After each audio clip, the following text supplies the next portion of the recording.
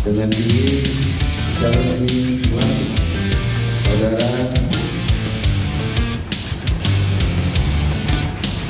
PSSI nyatakan tiket laga Indonesia versus Jepang ludes terjual. Hoki Caraka akui persaingan di timnas Indonesia makin ketat. Ramai soal Kelvin Verdong yang mendadak jadi kapten jelang gabung bersama timnas Indonesia. Kevin Dix langsung jalani sumpah WNI di Denmark. Meski dinyatakan pulih, Sintayong tetap tak mau panggil Asnawi Mangku Alam ke skuad Garuda. Jadi, simak informasi selengkapnya sebagai berikut.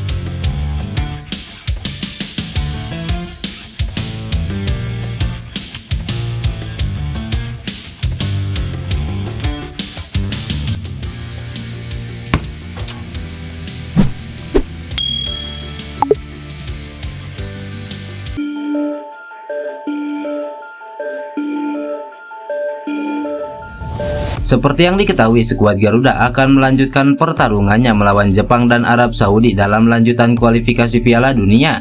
Laga yang cukup krusial ini membuat antusiasme supporter timnas Indonesia semakin meningkat. Hal ini yang membuat tiket pertandingan menghadapi Jepang ludes terjual. Hal ini pun sudah dikonfirmasi langsung pihak PSSI. Tentunya diharapkan supporter timnas Indonesia tetap antusias dan menggunakan kesempatan ini dengan baik.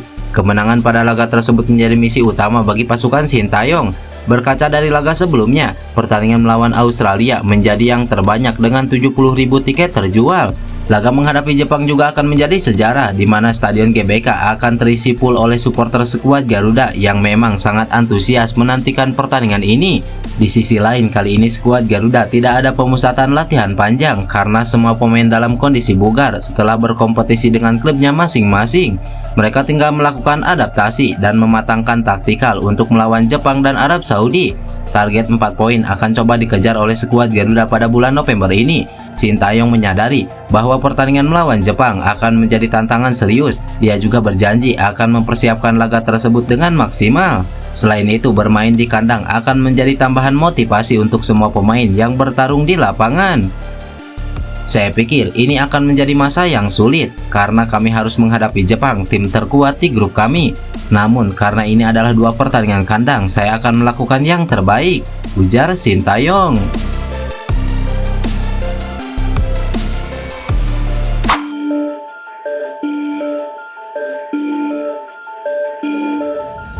Ya, nama Hoki Caraka kembali dipilih dalam daftar 27 pemain yang akan berlaga di putaran ketiga kualifikasi Piala Dunia. Menariknya, striker PSS Sleman ini datang dengan modal penting setelah penampilan apiknya di Liga 1 musim ini. Dari 10 laga yang dijalaninya, dia menyumbangkan 3 gol dan 1 assist sekaligus menjadi top scorer Super Elja.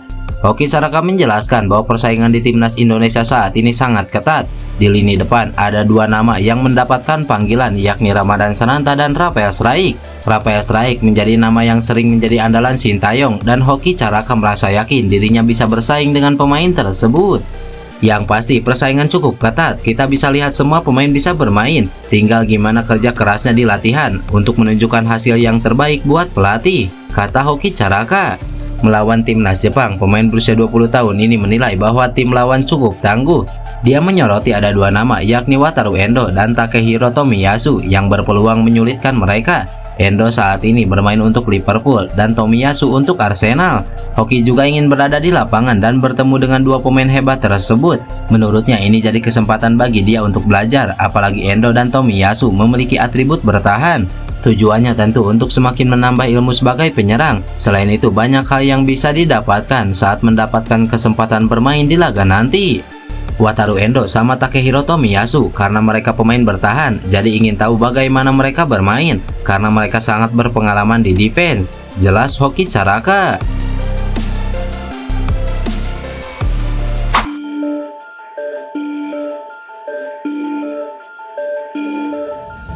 Bek tim nasional Indonesia yakni Kelvin Verdong tengah berbahagia karena timnya yakni NEC Nijmegen baru saja menang telak 6-0 atas Groningen di laga lanjutan Liga Belanda.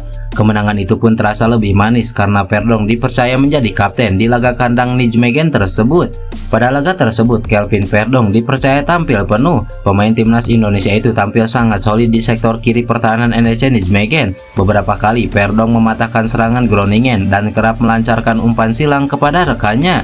Menariknya, Perdong dipercaya memakai ban kapten di laga tersebut. Kesempatan itu didapat setelah kapten utama NEC Nijmegen, Philip Sender, ditarik keluar pada menit ke-46.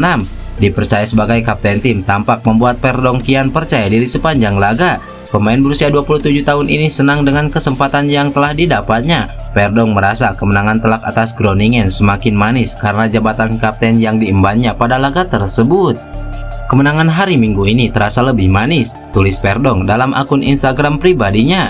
Sayangnya Perdong mendapatkan kartu kuning di menit ke-69 usai melanggar pemain Groningen. Kendati begitu, pemain timnas Indonesia itu mengemas statistik yang bagus. Bahkan laman Footmove memberikan rating kepada Perdong sebesar 8,1.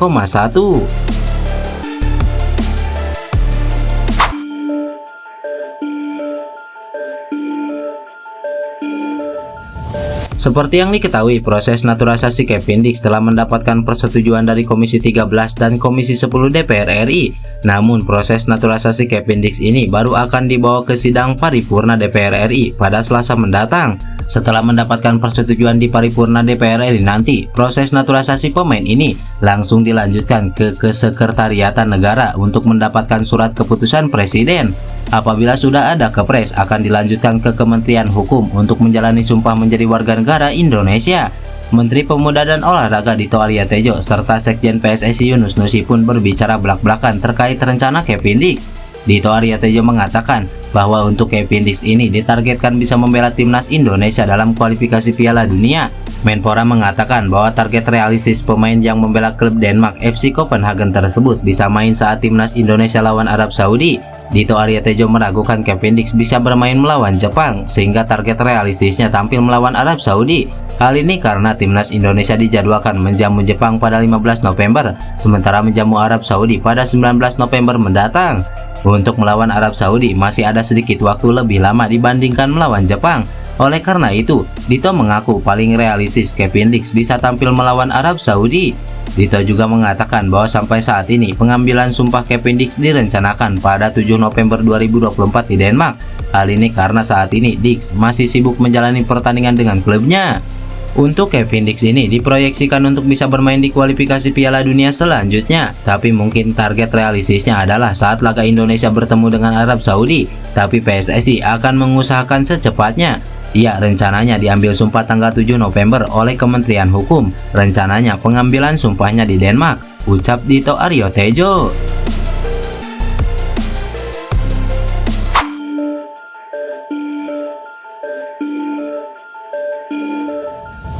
Nama Asnawi Mangko Alam sedang jadi sorotan saat ini. Bagaimana tidak, dirinya kali ini tidak mendapatkan panggilan dari Sintayong.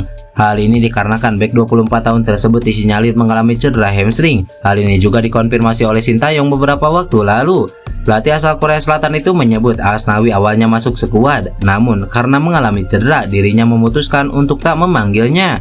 Namun menariknya, Asnawi justru bermain dalam laga VOT FC versus Bangkok United malam harinya sesudah pengumuman 27 pemain tersebut. Pada pertandingan itu, Asnawi bermain mulai dari babak kedua. Dia tercatat bermain selama 45 menit hingga pertandingan selesai. Asnawi sudah sembuh dari cedera hamstring yang dideritanya. Pemain berusia 25 tahun itu bisa saja dipanggil oleh timnas Indonesia. Namun hingga kini, Sintayong tampak tak mengubah daftar 27 pemain yang dipanggilnya. Merespon kondisi ini, PSSI buka suara. Sekretaris Jenderal PSSI Yunus Nusi menyebut federasi tidak akan mengintervensi keputusan dari pelatih. Dia menyatakan pihaknya membebaskan apapun keputusan Sintayong soal Asnawi. Kita serahkan ke STY, kami tidak bisa intervensi. Kami akan menunggu jawaban dari STY beberapa hari ke depan. Tentu kewenangan itu tetap di STY, jelas Yunus Nusi.